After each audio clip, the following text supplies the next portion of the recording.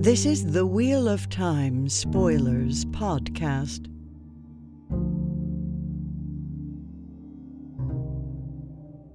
We do have a Wheel of Time chapter to do today. Just the one. We're just doing one because a lot actually happens in this one. This is action-filled and a little bit complicated. Elayne has a trap getting into to do. And getting out of. Which is amazing. She actually gets out of it in one chapter. And, I don't know how much that's just pure luck, really. And more or less under her own power. Like, there's a lot of confounding factors, but none of the people coming to rescue her actually have to rescue her. Like, they all arrive in the aftermath of what goes down. She also gets lucky that they don't want her dead, right? Like, if they wanted her dead, she would have been dead. Well, yes. There's a lot of luck involved. But still, there's a fairly rapid trap cycle compared to what has come in prior books. A mini trap. You did a mini trap. Well, because she's leveled up so much, like she can really get in and out of a situation because she has so much experience. Getting into traps. Yeah. Exactly. You don't have to be slow about it anymore. Just with the added confidence of my babies will survive. So, This is also the chapter where she starts to actually realize how foolish of an assurance she's been having in that. But it doesn't mitigate her behavior in the future in any way, shape, or form. Mostly, you're right. I mean, she accepts the bed rest as an insistence, changes her behavior for a little bit. But then she makes them carry the bed. And then she makes them hoist her over the edge of the fucking city wall, which Yeah.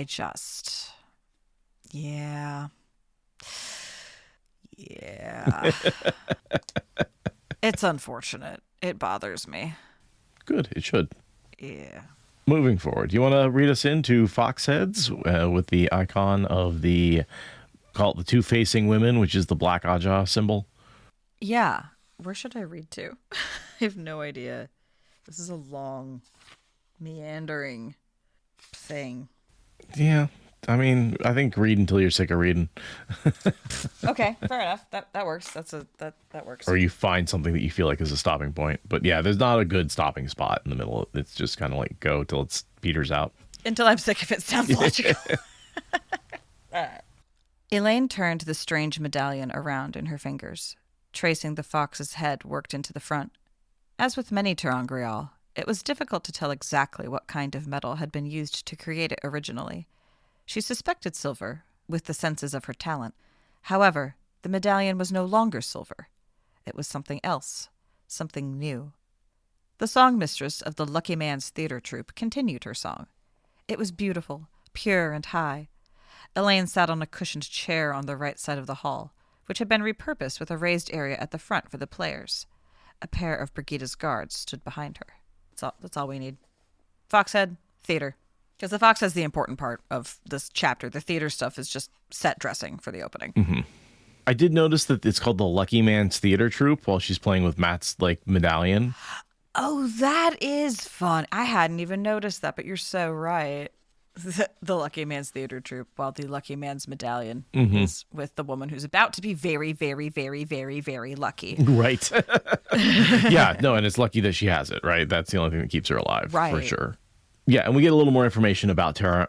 I like this part where it's let's get into the nitty-gritty of making ter'angreal, right? This is, again, where I think Sanderson really shines is when you get into some of the hard magics of the world, and making ter'angreal is certainly something that feels like a hard magic, right? We had that line that of Elayne's earlier where she's talking about, intersecting matrices, right? And so, very quickly, Jordan established the making of ter'angreal as this hard science that Elayne is good at, that nobody else has really figured out. And she has a talent for reading the weaves that make up a ter'angreal. She's got engineer brain. Right. In a way that a lot of the other magic users have expressed a much more druidic kind of interaction with their magic. Elayne can actually get down into some blueprints and diagrams and stuff in a very different way that, Sanderson really excels at fleshing that out and making it believable and fit with her character and fit with the magic system.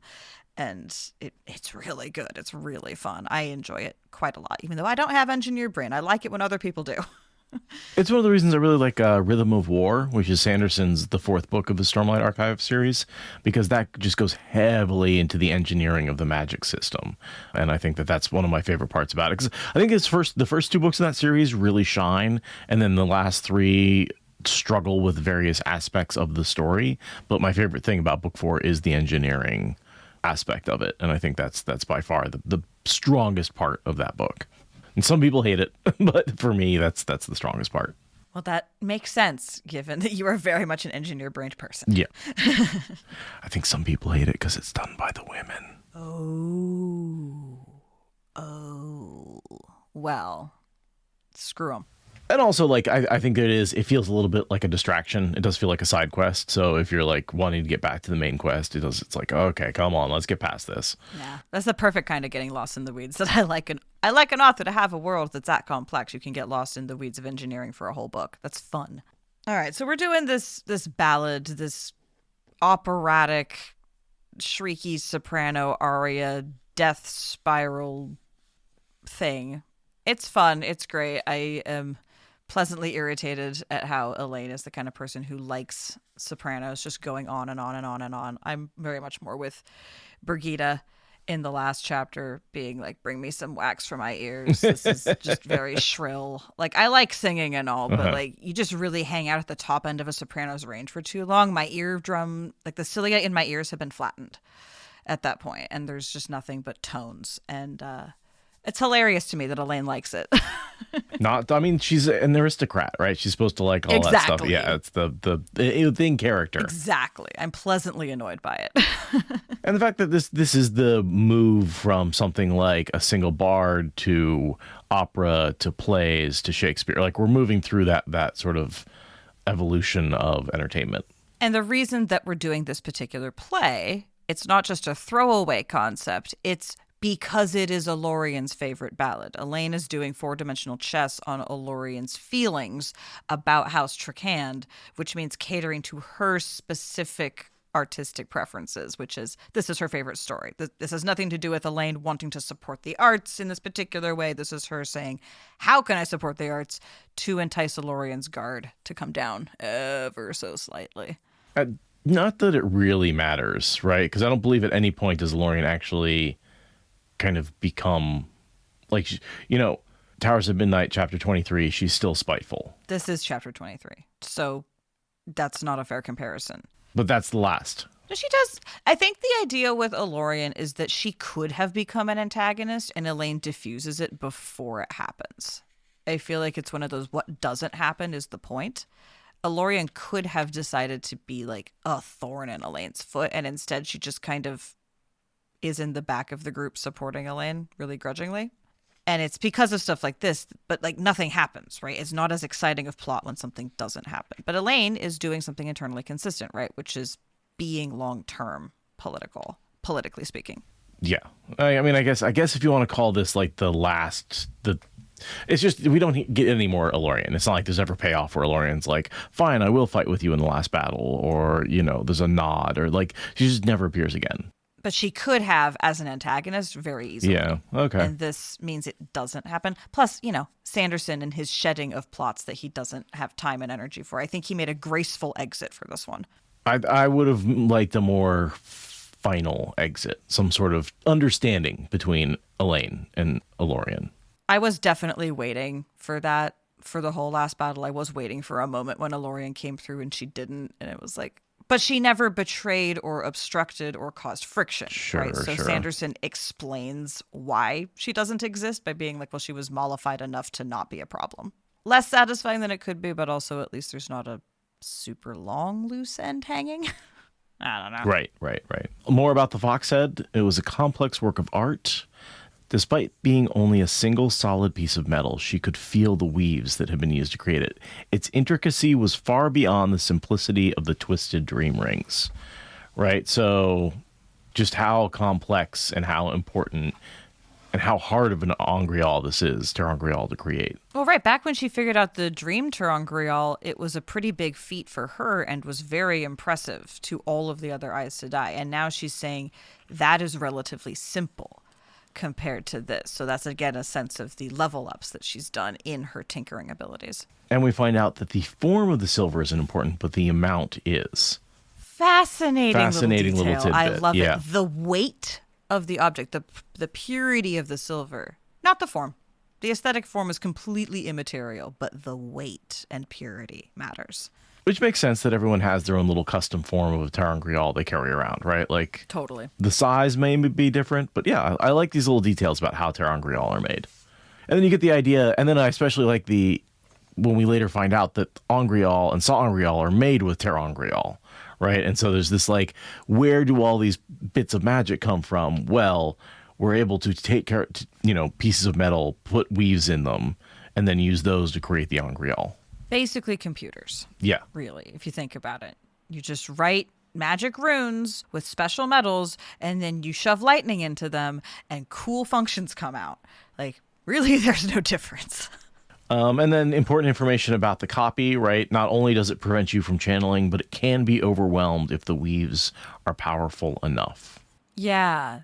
Do we ever get a sense for, like, what she's missing about that, or does her study basically end here? Yeah, I think she makes a lot more imperfect copies. I don't think she ever makes a perfect copy. Yeah, I don't think she has a break. I'm not recalling any kind of breakthrough where she understands what's going on here. All she's been able to do is consistently have the same range of problems. It kind of feels like the invisibility cloak in Harry Potter, where like Harry Potter has the perfect invisibility cloak and all other ones are flawed in some way. And like it's kind of impossible to recreate the one perfect, true invisibility cloak.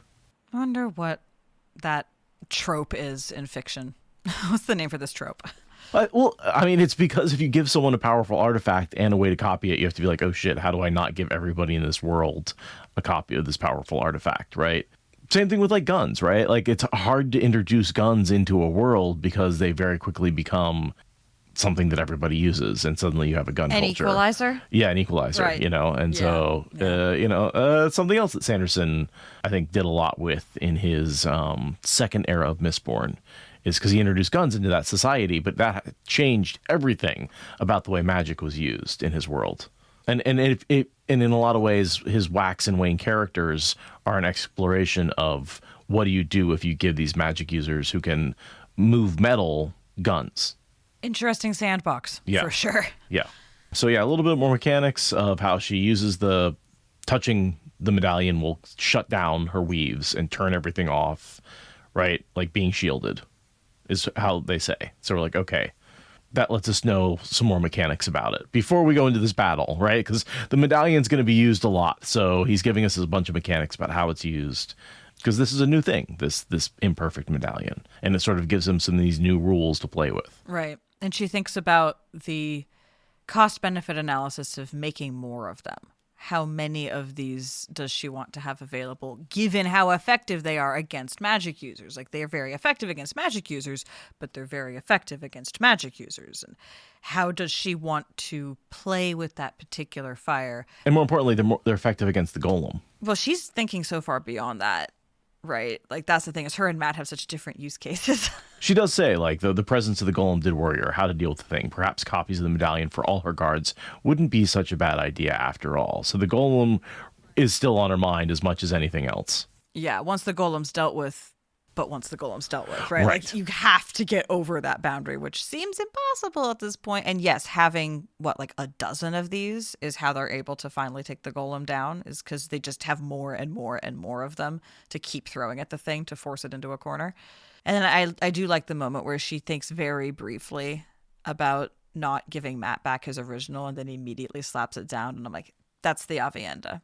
That's your really internalizing the parts of Giotto that make sense to you and like trying to live up to Avienda's sense of honor. Like, good for you really internalizing that, because yeah, it's okay to have that thought as long as you immediately shut it down. As long as you immediately shut it down, we're not going to hold it against you. It's okay. But I see the Avienda in that knee-jerk reaction to her own selfish impulse. Right, because for her growing up, like, yes, for the good of the kingdom, the queendom, right, she should keep that. Yeah. But then she's got that honor from Avienda that she has to maintain. Yeah. Yeah, you can do anything in the name of controlling your own power, but for your girlfriend, yeah, you got to have a different standard for your girlfriend. So the play ends, and Elayne sort of claps politely. She's not obviously does not like it very much, right? But she liked it well enough, but it was background noise to what she was actually doing. So in comes Sylvace. I've got a weird feeling off Sylvace. I'm trying to figure out what her deal is because she's got this emotionless display, but a deep cunning. I want to make her a dark friend, but I don't find any evidence for that. Other than her personal secretary that she knows is a torturer being a dark friend.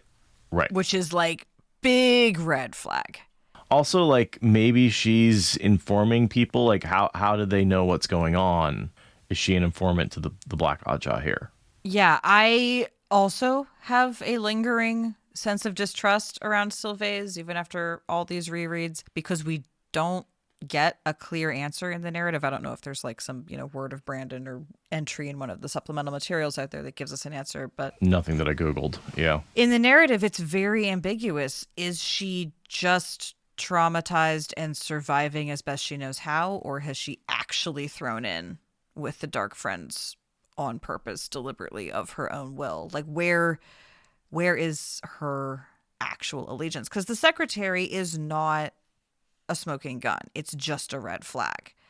She works with this guy. She uses his sadistic skills, but that doesn't mean that she knows, condones, joins up with his deeper allegiances. It would make a lot of sense for dark friends to have someone like that in as many noble houses as possible, and taking advantage of someone who's close but not quite is great.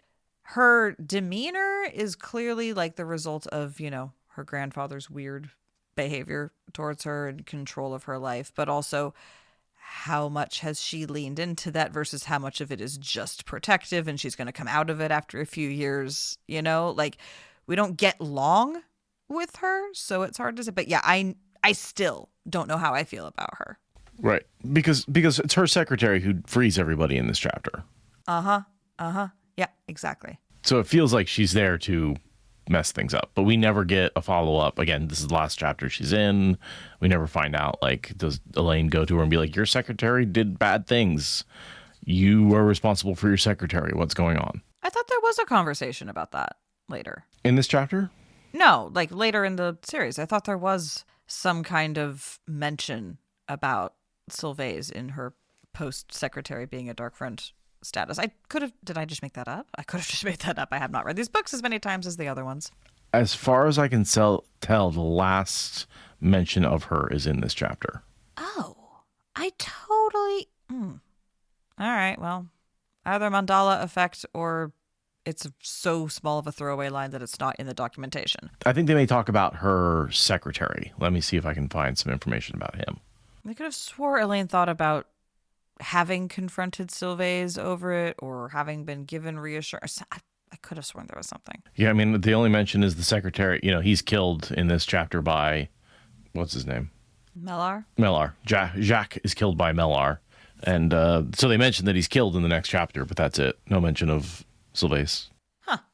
Well, fascinating. Okay, moving on. Yeah, Anyway.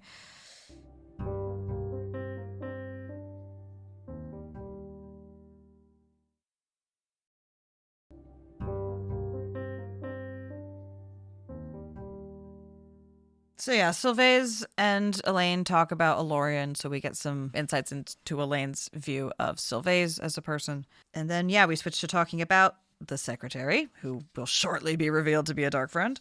And Elayne thinks about basically her willingness to use torture. Right? As a queen, you can order someone to do torture and not have to actually physically perform it yourself, but it's still on you. The buck stops with you. It's on your head.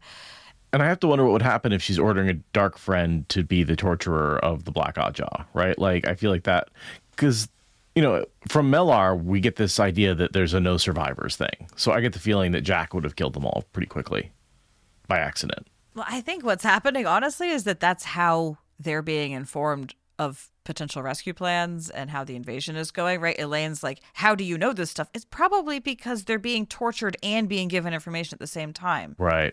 Jack would be the one who could pass that on. Yeah, he's doing because she's not ordering him to do hardcore torture yet, right? Right. She's just like, oh, you can only go so far. So it's easy for him to be like, yeah, I did the thing. And they didn't say anything because he was telling them information instead. Got it. But yeah, she's in an extra conundrum because on top of not wanting to, violate human rights because torture, she also knows that these women have no reason to talk, right? Because they're going to die or they're going to die, right? There's really no bargaining that she's willing to do with them. So she's in a bit of a pickle. And that's, I think, part of why she makes the bad decisions she does is because she feels out of options. Yeah, so she basically fakes being a Forsaken. This idea occurs to her in the middle of this, or I guess at the end of this opera, where she's like, you know what? I'm just going to pretend to be Forsaken, put on my mask of mirrors, and go try and convince them to tell me what's going on, just by like pretending to be somebody else. Yeah, exactly. It's a very rapidly assembled plan. Like she's literally in the middle of doing her mingling after the opera and stuff. And then she suddenly decides, you know what I should do? Play a Forsaken and try to scare the secrets out of my prisoners. Like in the middle of mingling with like Elayne and Sylvain and doing all this stuff. It's because she finds out Brigida and Matt are out drinking. And she's like, oh, Brigida's not going to be able to stop me. So it's a little bit of like, well, the cat's away, the mice will play type situation because her handler, her responsibility, her adult in the room is off with Matt for a minute. And this, I think, is one of the moments that makes me the most mad at Elayne is that her response to Brigida is away is, I can get away with stuff. And I'm like, that is a profoundly disrespectful and immature way to view your relationship with your bodyguard. You used to have so much more respect for her and so much more respect for what she was doing for her and for the position you had put her in. And now you're just treating her like an annoying, overbearing helicopter parent. Like this is not the growth I expected or wanted in this particular regard. Like, ugh. Of their relationship. Yeah. And again, this is one of those things where, Sanderson may have missed a little bit, where they went from older sister, younger sister to adult child. Which, like, they never were. It's not even like he regressed them to where they were. He regressed them farther back than they ever have been. Yes. It's weird. It's a little weird. Ugh. But in fairness, Elayne does, like, load up for bear before she's going off to fight, right? She pulls out the Angreal of the woman in her own hair, which is, we haven't seen that one in a while, but that's a great little Angreal. And she brings the amulet. So she's, basically immune from other people's weaving and has an incredible amount of power herself. So she is loaded up for bear. Now, she can't hold on to the goddamn thing, and that pisses me off a little bit.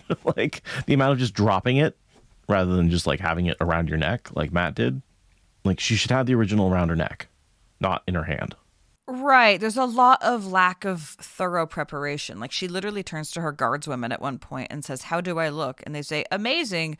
The slippers are ruining it, though. Like, she didn't think to deal with her slippers until she had just some random guardswomen notice that they were there. I'm like, how many other things are you missing? This is because a you are not thoroughly plan, checking every single preparation and considering contingencies. Like, what if it gets knocked out of your hand? Maybe put it around your neck where your hand is not relevant to the, like, she just half an hour of going over the plan with Matt and Brigida, and this could have been flawlessly executed. But no, instead she rushed to get out ahead of them. With contingency plans. Yeah, exactly. With contingencies. Totally. Because, like, who was the problem? Mellar. Who would have stopped him? A couple of soldiers. Right. And, like, when she gets startled, she loses the gateway. What if there had been someone ready to snap another gateway open, or someone else who had made the gateway in the first place so it couldn't get closed? Right? Like, little things. So as she's heading down there, she's all prepped out. I mean, she does think she's prepared. She does do more preparation than she usually does before getting stuck in a trap. I get where her confidence is coming from. I just, I don't get where her confidence is sustaining its power from. She wasn't worried she'd be safe. Min's viewing promised that. That's where she's getting the confidence, right there. She's loaded for bear and she has a viewing, and nothing could possibly go wrong based on that. So yeah, she knew that Brigida would never let this happen, but Kayla was not Brigida, thankfully. Yeah, that's like having the babysitter or the step-parent or the substitute teacher and getting away with something. And it's just very immature and out of keeping with the level of maturity Elayne has gone through in general and with Brigida in particular. So she goes down, there's rats. I'm assuming the rats are keeping an eye on the prisoners, and that's why there's a bunch around. One would assume, yeah, that many rats, like instantly hearing the scratching of rats. Like I'm a little annoyed that she doesn't think that her palace needs to have slightly better pest control. But yeah, presumably eyes and ears of the Dark One all over. And so then we get her basically bluffing Chesmel and saying, I'm a Forsaken, you don't know which one, bow down to me. Which, it starts out well. But then she starts asking questions based on the answers she's gotten, and that's never a good sign. I've been re-listening to Shadow Rising, and I was just last night, or this morning, whatever, listening to Matt dealing with the Finn the first time. And he does the same thing. He gets one answer and then tangents off based on that answer rather than sticking to the plan. And again, Matt and Elayne, very, very similar characters. So you see the same dynamic here where she doesn't stick to the plan she had. She starts improvising, and that's what unravels everything. Well, and I'm glad that you and I don't have that problem of getting caught in a tangent. We definitely stick to our script every time. But we are not on a death timer. But yeah, for sure. I'm glad that we don't do tangents. That would be really annoying. No one would listen to us if we did tangents. We know because we have those episodes. We know the statistics. Y'all skip it. No. I know you do. No, we don't. Some of you do. They do get a little bit less play, but not much. So yeah, we get a couple of hints from Chesmel, right? That there's an invasion that's coming up. It's about to begin soon. We also have that information in Matt's letter, if he ever opened it. Yes, this is hints about what's in the letter. The invasion is almost ready. That's the invasion that Varen's letter is about. And they're planning an assassination, one would assume, through Jacques and then to Melar. And that's of Matt. The Dark Friends are hunting Matt. This is the first thing she gets really tangented on, which I guess it's a good thing to get tangented on, learning that Matt is the target of assassinations, which I guess means that's probably what the assassination he experienced in the last chapter was an attempt or a test run of this, I guess. And then, yeah, she does. I love this. I'm testing your gaps in knowledge. That's what I'm doing. That's why I'm asking these questions. I need to know what you know. When it's like, yeah, no, that's not going to work. I mean, the best lies are tinged with truth, but this might have been slightly too truthful. I also noticed when she first walked in and she says, you are less than a rat. And I'm like, the Forsaken usually go with much lower ranked animals for their opening insults. You've already started out too soft for your Forsaken disguise. They say stuff like you are a worm under a rock. They don't go with mammals for their opening salvo. So she's getting this information, right, and not doing a medium okay job. And then in comes this group of Black Aja and Sylvace's secretary, who's Jacques, Tamel, Eldrith. Are they there to free Chesmel? What's going on? Like, why are these... What's the coincidence that these 3 walk in right when Elayne is down there? It seems very random. I was really hoping you were going to tell me that, which honestly, this might be the best thing we've got for pointing at Sylvace as an active problem. Because she saw Elayne leave, but that seems like very tenuous because it's not like Elayne said, I'm going to go do Black Aja subterfuge and then bailed, right? She just left like, a pregnant woman that needs to go use the bathroom might leave, right?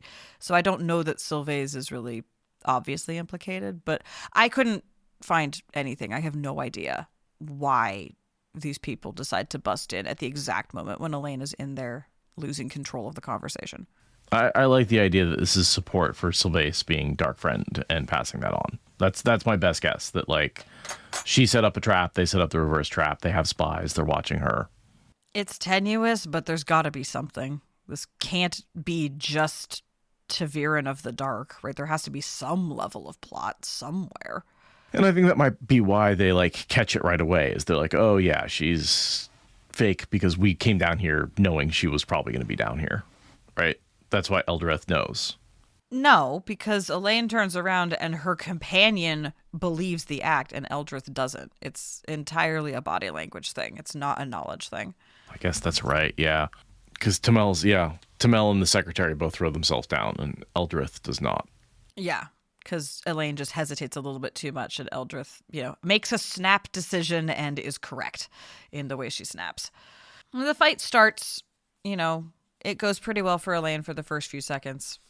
She's kicking ass and taking names because of having Matt's real medallion in her hand. And then it And isn't an in her Angreal. hand and everything, turns around.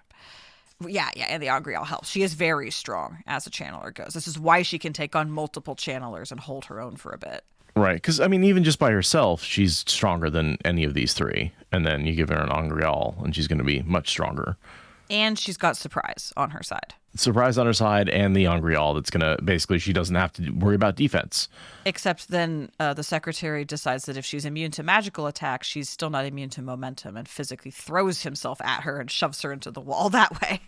Jacques is smart. He uses the Nynaeve offense, which is if magic doesn't work, punch him in the face. It's a tried and true strategy. It's a lot harder to stop literal momentum than to do all the fancy, it's just momentum's hard to argue with. It's physics, pure and simple. And this is one of those ones where it's like, oh man, come on, Elayne, just wrap everybody in flows of air and throw out shields. You should be able to do that all at once. You're powerful enough. You're strong enough. Again, if she had thought through contingencies with strategists for half an hour, she would have thought of that. And in her mind, been like, if I lose control, I just, use spiderweb on everyone and we're good. But no, she didn't think about that. She assumed it would all go according to her first plan, and she didn't need to have plan B, C, D, E, F. So she's got a broken arm from being thrown into the wall, basically. And she's lost the good Angreal because the secretary just clawed it out of her hand. He saw it. He was smart enough. He grabbed it. Smart dude. Well, and she hit him with a blast of air to get him off of her as he achieved the medallion. So she literally helped him get it, essentially. Again, should have put it around your neck and tucked it under your dress where no one could have seen a flash of silver to try to claw at. So then she basically uses the Angreal she has, right? It's like, okay, well, don't have the medallion anymore. Let's use the Angreal. Knocks out Tamail with the blast of air. Mm-hmm. She throws Chesmal at the secretary. Fine, you throw yourself at me, I'll throw one of your fellow combatants at you. It's pretty fun. So she gets the Foxhead medallion back, right, from the secretary, because he's been, knocked down. She ties everybody up, shields Chesmal, but has an active shield on her. She's tied off the other two shields. Yeah. And then she wonders where the guards and the kin are. And that's where, we're into the, how did someone know to come down and knock all of them out? Was it just a coincidence that this is when the escape attempt was planned, or the rescue attempt, I suppose, more than escape? It feels more like a trap for Elayne than anything else. And yet assembled so quickly and so comprehensively. It's Sanderson, give us slightly more information, please. Yeah, what were the inciting incidents for this? Exactly. Oh, and she can feel Brigida coming now because, being thrown into the wall and breaking shoulder bones is, what initially lets Brigida know that there's a problem. And so she basically thinks, okay, this is all wrapped up. I'm pretty much done, just waiting for the cavalry to arrive. But I've got all the bad guys tied up and shielded. And then Mellar steps out from behind her and stabs her in the back. Quite literally. I mean, kind of the side, but it really is a come from behind knife in an unprotected part, stab. Knife in the kidneys. Yeah, totally. And that causes her to lose the shield on Chesmal, who then shields her in return, cutting off all the other shields. Right, and cutting off all of their bonds of air, and yeah. And so Mellar got out because of the support team that was coming in to fuck Elaine's plans up. Basically, right? the secretary. Let Mellar out on the way in to the other cell. Jacques seems to be the one who did all of that, right? He's the dark friend who went in and freed Mellar and freed these other dark friends and got them out. Right. Because he would know where everyone was because he's been going down there to, quote unquote, help the queen get information. Right. And so then Mellar insists that Elayne get healed because he had only stabbed her enough to make her lose the shields, right? She's in a fatal kind of way, but he doesn't want her to die yet. So she gets healed. That's how she survives losing the babies this time. She does take a fatal blow, but magic fixes it. Dark friend magic, but still, yeah. It's just getting it's healed. Still healing. It's still healing, right? Yeah, and it's still Aes Sedai healing. So now this is one where I think it's the old school battlefield healing, right? It's the one that makes her tired, and they haven't been given the Nynaeve upgrade yet. Absolutely not. So, and then Mellar is creepy as hell. Just so creepy. You have to heal her so that I can do creepy man things. Yes. Well, yes. He wants to rape a queen. I mean, that's his goal in life. She doesn't die until I've had time to enjoy her. I need him to die. It's so one of the more satisfying quickly. deaths in the series when Brigida comes back and kills him. Yeah.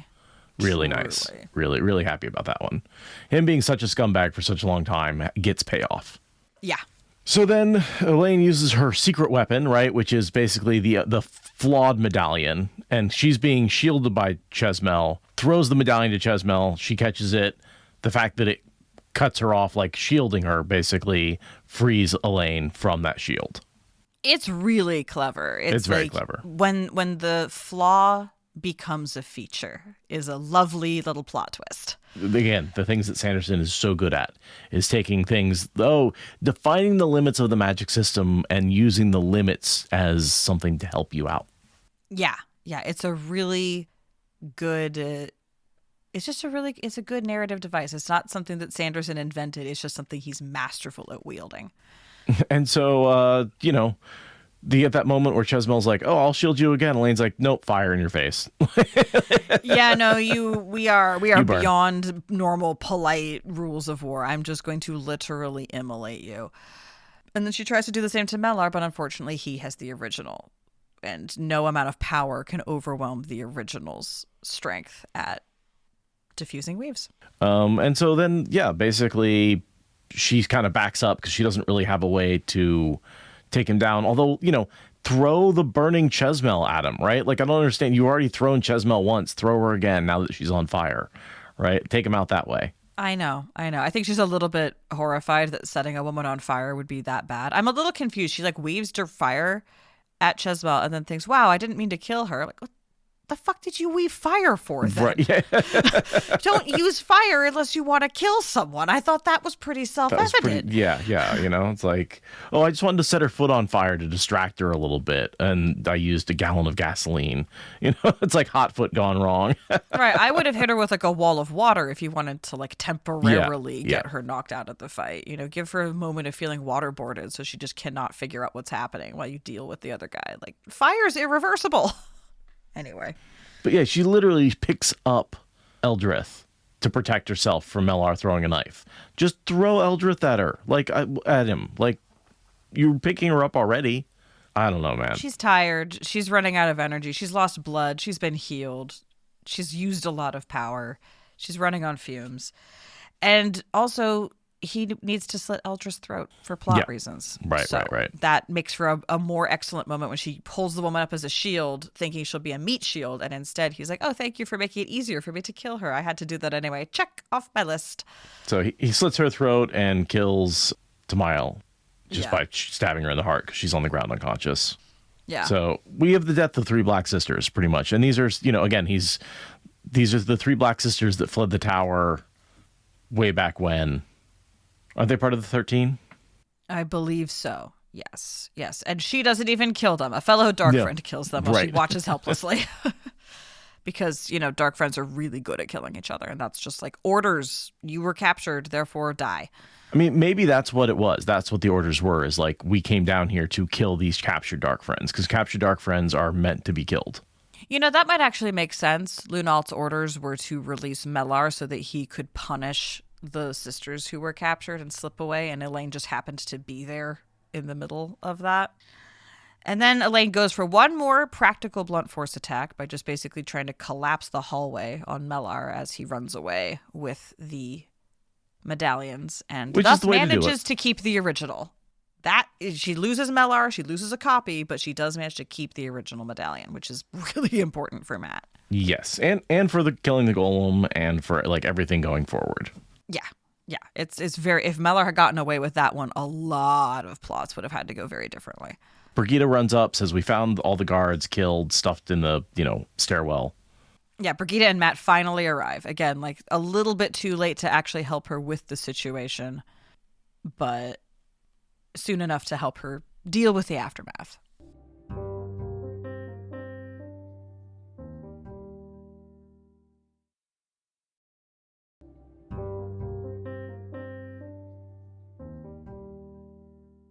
And that switches us to Gawyn. Brings us to the end of that POV, yeah. It's really funny how the first line is an hour after the failed assassination attempt. And I'm always expecting it to be like an hour after the failed, thing with Elayne. And then, no, we're actually with Gawyn. We're switching back to the Gawyn situation of it all, to one of their worst moments. There were a lot of bad moments, but this is really bottom shelf, like peak bottom shelf. This is when Gawyn storms off and gets really sulky about like being chewed out, essentially. Well, it seems like no man will ever be good enough for a warder. Yeah, maybe not. Maybe the person who doesn't want a warder doesn't want a warder. Well, fuck you then. It's so childish. Or maybe it shouldn't be a man. Maybe it should be a woman, a Seanchan woman who's coming. Seriously, just hold out for Elayne. She's going to be so much better at this job than this punk-ass princeling. And so, there's the argument back and forth of like, I would have captured the Forsaken. You fucked that up by triggering the trap early. Now, any deaths that are caused by the Forsaken are on you. Now, of course, like not realizing that there's the blood knives. So they're both wrong in a lot of ways because, yes, the trap would have captured a blood knife and then you would have known about the blood knives. Right. But she wouldn't have captured the Forsaken. Yeah, what I find frustrating is that Gawyn cannot accept that Gawyn might have any useful information to bring to bear. Like, yeah, he made a rash decision. Why? Can we please interrogate why he made that decision? They're both very frustrating in this moment. Yeah. He has information that is relevant to what you're mad about him messing up. You need to collaborate. Communicate. But no communication in my Wheel of Time. Yeah, it's very disappointing from both of them. I get it's late at night. I get they're miscommunicating and having a tough time. But her inability to admit that he has any value at all is a problem. This is not all on him. No, and that knife that got thrown at him, right? Let's examine that knife with Gawyn and be like, this is not a Forsaken knife. This is a Seanchan knife. Like, you might recognize it. Even if you don't, maybe we can get a little information, right? Like, why are Forsaken throwing knives? That doesn't make sense. Like, just communicate. Yeah. And they're just talking past each other. All they're doing is talking past each other about what they think happened and what they think the other one's thinking. And they're not actually really hearing a damn word each other are saying. So we get the scene where he talks to Chubane about getting the younglings into the tower army. And Chubane says, sure, sounds good. I'll make a division out of them. I like it. No drama there. Yeah, it's a good little resolution. Gawyn is getting along fine with Chubane and making this, like, tying up loose ends from the younglings, right? There's a lot of loose ends there, and this is just a really neat, no drama, ergonomic way to just tuck it all away. And it's nice to have some amount of communication working. Like, clearly Gawyn can communicate with some people, just not with Gawyn. So, and then I just have him basically storming off saying, I'm going to visit my sister. It's about time I went to see her. And me going, yes, it is. It's not that you're going to make it, right? He's going to turn around before he goes anywhere and come back to save Egwene's life a second time. But, oh my God, would I have not been so happy for him to just go to Elayne and take over from Brigida and be there when Brigida dies to take over the army for Elayne? I think he would have been a better character that way. It would have been really satisfying. And then we could have had some sort of moment where him and Gawyn can come together and talk and be like, yeah, we weren't really well suited. That was a thing that we did, and we're mature and we can recognize that's not going to have worked now. And it could have been fine. Or have her bond Elayne and be like, listen, I have a warder. I don't need a warder, but I would love to have you as my husband. And they could fall in love. That would have been great. That would have been great. We need to have slightly more spheres of our lives not overlapping, but we can have this part of our lives overlap. That would have been awesome. And then we could be on more equal terms. You can be the prince over in Camelin. I can be the Amerlin seat, and you're not just my warder. Yeah.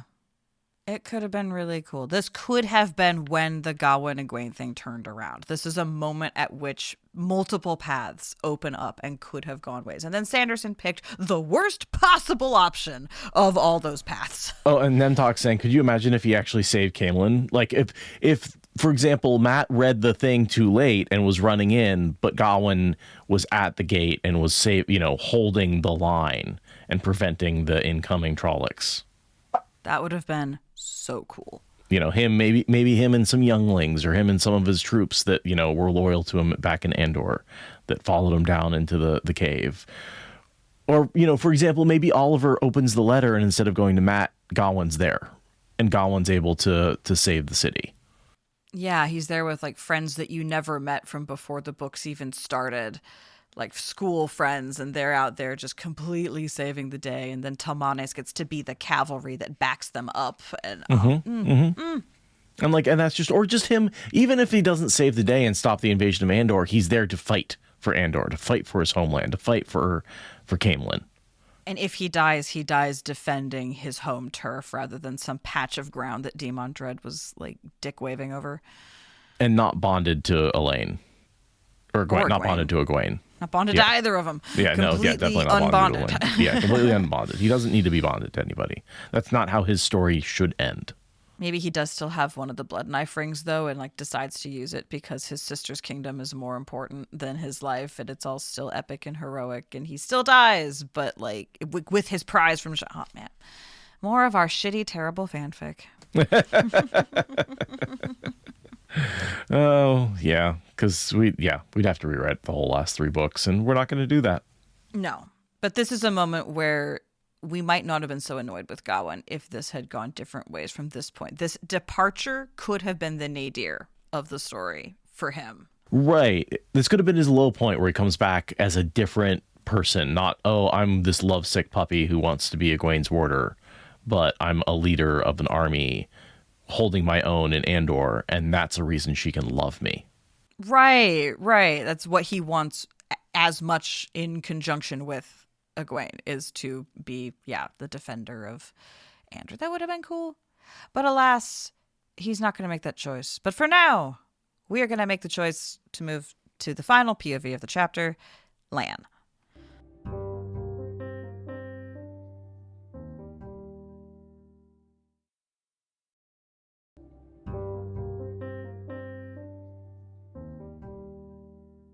And this is not quite raising the golden crane for Tarmor Gaiden, but the golden crane is there.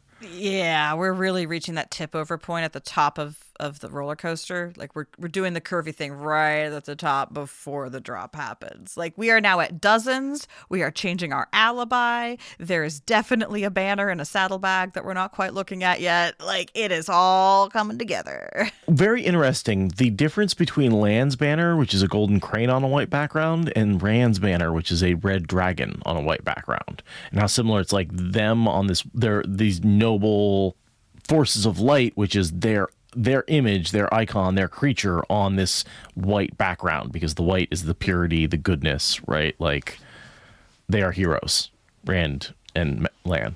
Well, and it's easy to see across the battlefield too, right? It's like, it's just that, that's how you know it's hero coded. It's very hero coded. And also, I mean, when Rand got it, he was really coming out of a period of mentorship with Lan in the Borderlands. It's a very Borderlander, again, hero-coded aesthetic because of that. And it feels like a good callback to early books to be like, hey, Lan, you know how your mentee had to go through that in book 2 and 3?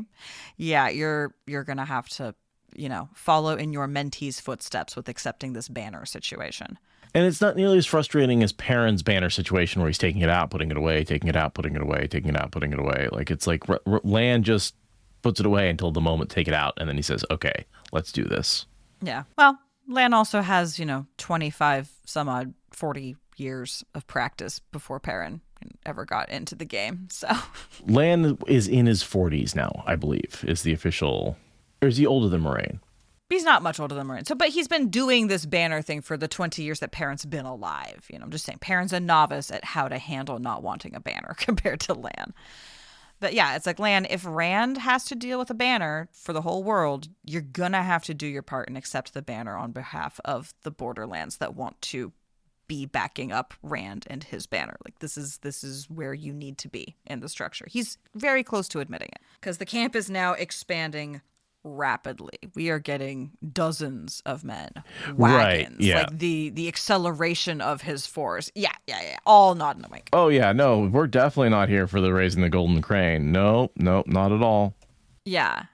What is it? He's starting to accept, like, well, they didn't really ask to ride with me. They just started doing it, but I still can't say no because I've accepted that they are riding with me and I promise to accept people who want to ride with me. Even if they don't say they want to ride with me, they are demonstrating they want to ride with me. So, and we get lots of names here. I'm assuming more fan names, but... So I'm looking up. Wellen was one who was visited by Nynaeve. So that was one where we actually saw him before. These are the merchants that Nynaeve was visiting to get the news out, because merchants have networks. Right? Exactly.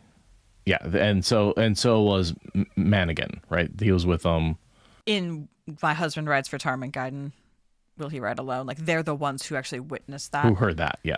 Yeah. Same with Gorniellen. Yeah. I don't know. Let's see. Let me look up Qui. That seems like it might be. These are Shinarans. Yep. Yeah. Qui is named for Jay Qui, a fan of Wheel of Time. So that first group were the ones we saw before, but it looks like we have this second group of characters who are these Shinarans.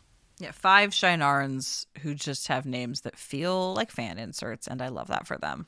Zhao is named for Zhao Pinheiro, a fan of the Wheel of Time. Merkel is named for Joseph Merkling, a fan of the Wheel of Time. Yanor is named for Ian Norris, a fan of the Wheel of Time. Kuheen is named after Joel Kuheen of the fan of the Wheel of Time. So yeah, those last 5 are definitely all fan inserts for sure.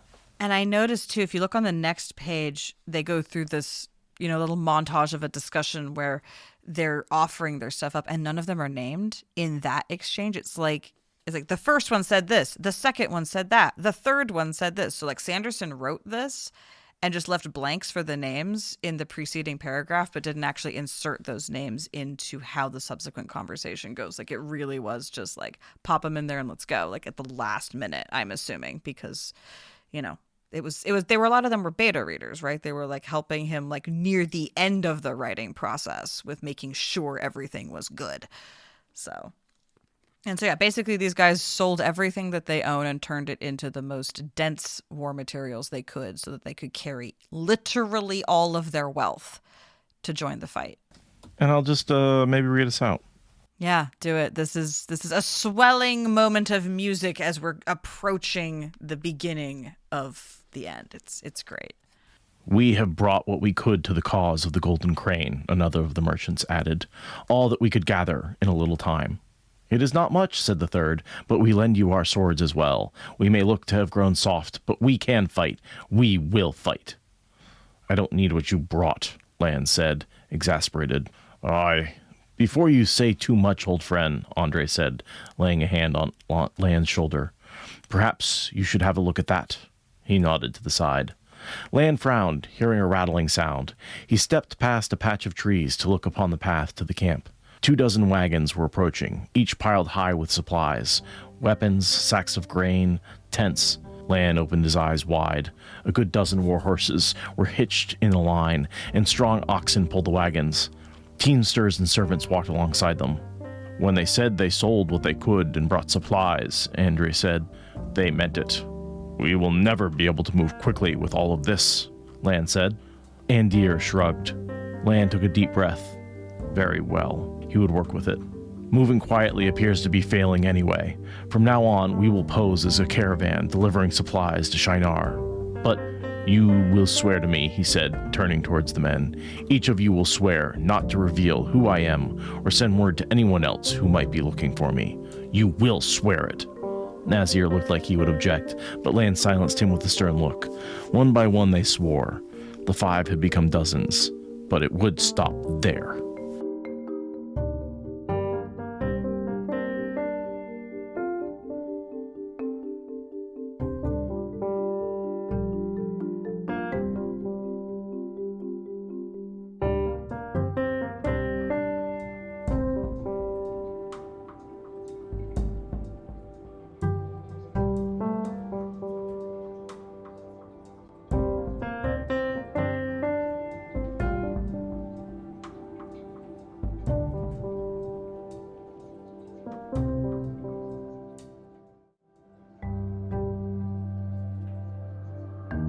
Spoilers, it won't. It won't.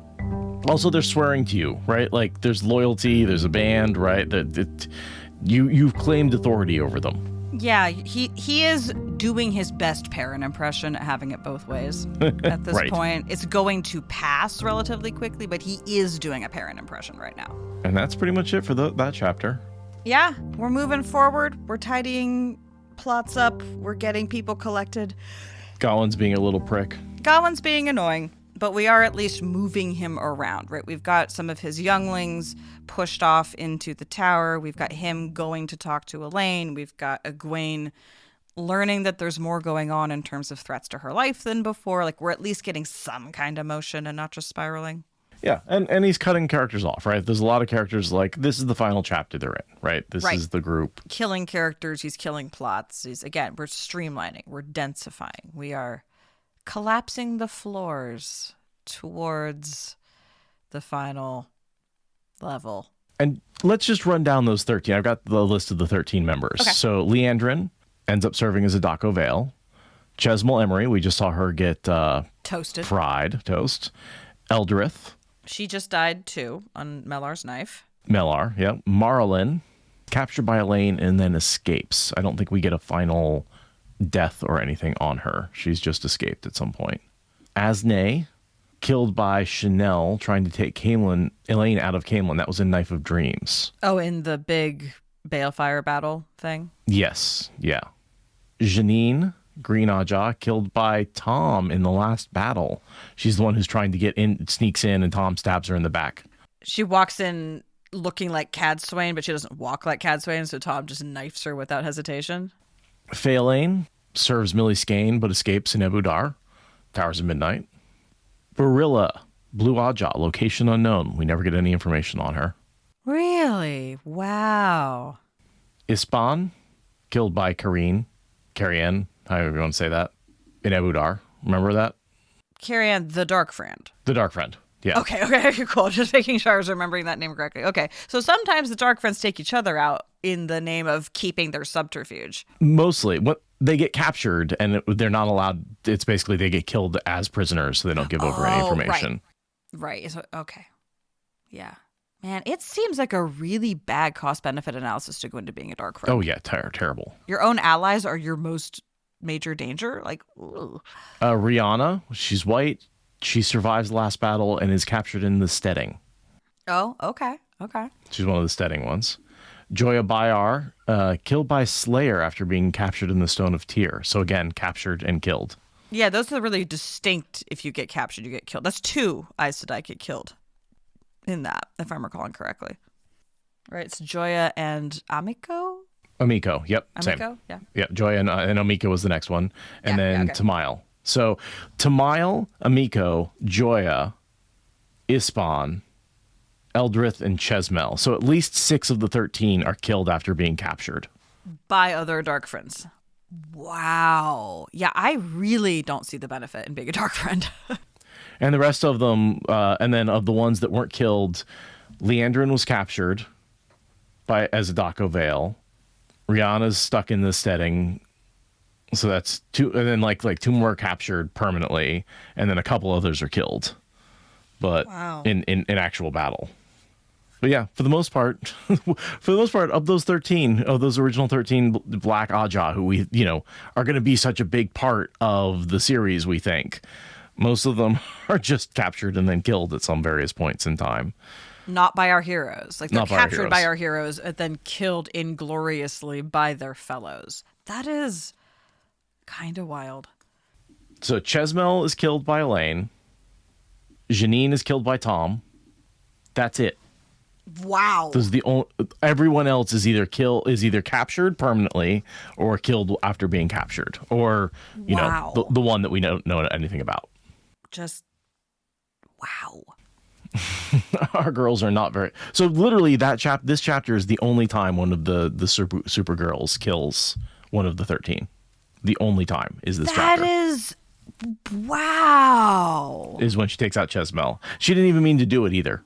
I really debate setting someone on fire and not meaning to kill them as being at all congruent thoughts. but well, you want to argue that or not? I see what you mean. Yeah, it's a in the heat of battle kind of kill rather than a deliberate calculated. I'm going to kill. take this person out. Yeah. Yeah. Wow. That is an incredibly unsuccessful. I mean, Moiraine kills more Forsaken than the Supergirls kill of the 13. Like, Moiraine by herself kills more of the literal Forsaken than all the Supergirls manage to kill of the 13 that they went out hunting. That is bonkers. I mean, granted, a lot of the ones that get killed by Dark Friends would have been executed by the Eyes to Die judicial process, ultimately. They captured many of them, right? Yeah. Of the 6 that were killed, they captured those, yeah. They would have been taken to a calculated death, but still, they didn't actually get there. The Dark Friends beat them to it. So that was a fun little... It's kind of like when you look at the Forsaken, you're like, didn't Rand kill a bunch of them? And you're like, not really. Moiraine did, but... Moiraine and Rand kill about the same number of Forsaken. Yeah. Wow. It's an interesting perspective. I mean, Rand kills a Shamael 3 times, 4 times, actually. Is that 1 or 4? That is the question. Right, yeah. And he's not, kill, defeat. He doesn't technically kill him in those first couple of books, even though he stabs him through the heart with the sword. Yeah, he thinks he does. He takes a lot of personal damage and thinks he does. So, I mean, it feels like it counts initially as a first-time reader. Fun. Well, we got through that in an hour. That was... It was long enough. I don't think we want to do another chapter on top of that, but short enough that we did blow through it pretty quickly. So... Yeah, this is definitely the most variable length of all my podcasts. Everything else I produce has a much more consistent pocket that its length falls into. Watt Spoilers is really a wild animal. It depends a lot on the chapter, for sure. It really does. It really does. And maybe we could have packed 2 into this one, but I'm happy we didn't. I'm really happy we didn't. I'm tired. And we still have, as we've been hinting, another project to work on. When are we telling this audience about that? I don't know, closer to when it comes out. I think we want to hype it up a little bit more. Yeah. Stay tuned. Stay tuned. For news that we're doing a bad job of keeping secret, if you know, you know.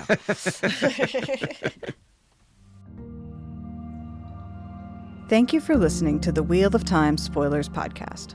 Please rate and review us on your podcast app, and consider supporting us on Patreon for ad-free episodes. Watt Spoilers is a production of Fox and Raven Media. For more podcasts from Fox and Raven Media, visit our website at foxandravenmedia.com.